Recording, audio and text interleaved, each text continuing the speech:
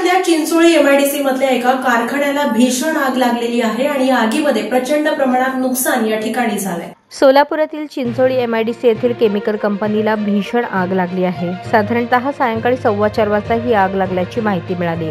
आगीचे कारण अद्याप अस्पष्ट आहे। L&T तुळजाई असोसिएट्स प्रायव्हेट लिमिटेड असे या केमिकल कंपनीचे नाव आहे। या कंपनीत 100 पेक्षा अधिक कामगार काम करत होते। त्यावेळी ते कामगार आत अडकले होते, मात्र आता त्यांना बाहेर काढण्यात आले आहे। मात्र आग प्रचंड भीषण असल्याने कंपनीकडे जाण्यास नागरिकांना मज्जाव करण्यात आला आहे। कंपनीत मोठ्या प्रमाणात स्फोटाचे आवाज येत असल्याचे पाहायला मिळत आहे।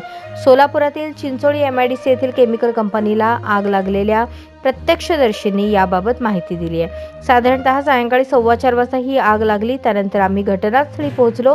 कंपनीमध्ये 100 पेक्षा अधिक कामगार काम करत होते। त्यांना स्थानिकांनी तात्काळ बाहेर काढले।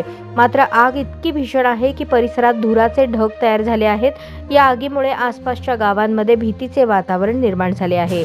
दरम्यान या कंपनी शेजारी अनेक राष्ट्रीय आंतरराष्ट्रीय दर्जाच्या कंपन्या आहेत। त्यातील कामगारांना देखील बाहेर काढण्यात आले आहे।